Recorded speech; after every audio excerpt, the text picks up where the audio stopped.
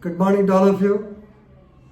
Normally, in Hindu Marriage Act cases, particularly in the case of divorce petitions, we'll be noticing that the wife alleges that the husband is not competent or impotent for the conjugal life or consummation of life. Therefore, since he is impotent, normally she files a petition for divorce. If the allegation of impotency is baseless, is false, and it is with a vexatious intention of dragging the husband into unnecessary controversy and making his life, future life, more miserable, definitely it also amounts to cruelty. Normally, according to section 498A of the Indian Penal Code, cruelty means if any woman is subjected to harassment or cruel behavior by the husband or in-laws of the husband or nearest relatives of the husband, it is amounting to cruelty. But here, the court, Delhi High Court, stated that putting a person or dragging a person into an unnecessary controversial topic of impotency, it also amounts to cruelty, and therefore divorce can be granted. Of course, here they have favored the husband. So normally, you may be knowing it is a dispute between a husband and a wife. Now, while disposing the case of Kirti Nagpal, the wife's name is Kirti Nagpal versus Rohit Girdhar, right?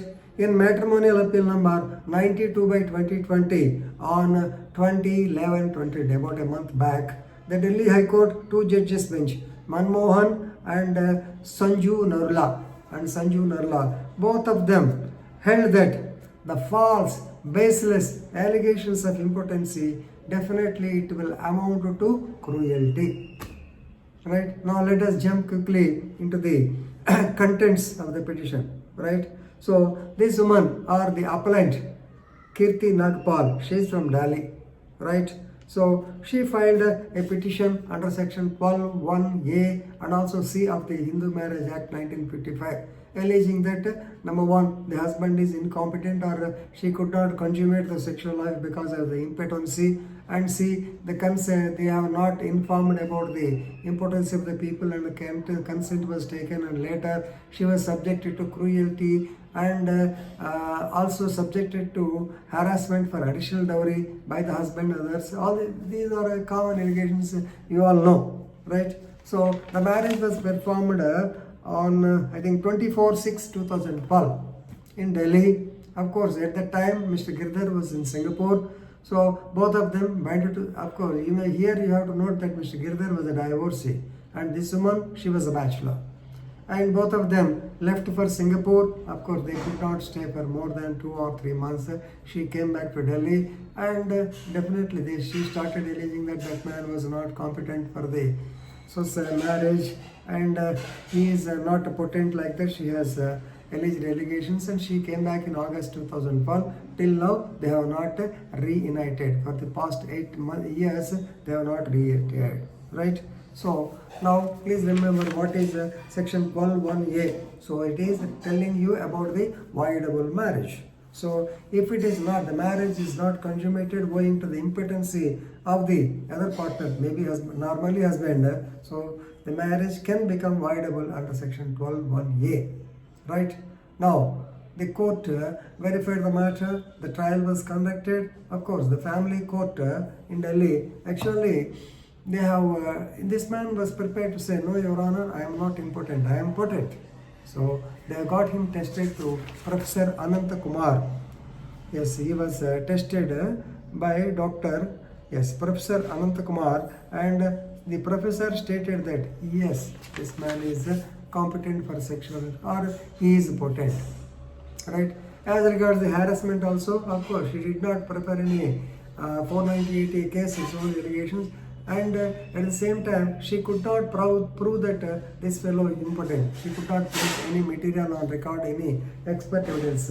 So now the family court observed that the allegation against this man is totally, purely baseless, and it is vexatious and also false.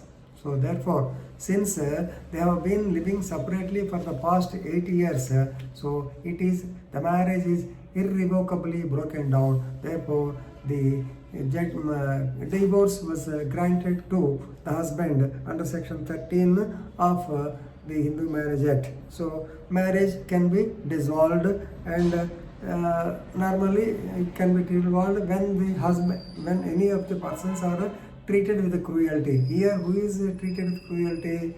The allegation of impotency amounts to cruelty as per the version of the family court. Of course, next we approach the Delhi High Court. Delhi High Court also actually it consented and it concurred with the opinion of the trial court, because definitely the allegation of impotency, if not proved, then what happens? His further process of going to another marriage is also curtailed, and he has to pay so much of alimony or maintenance to her.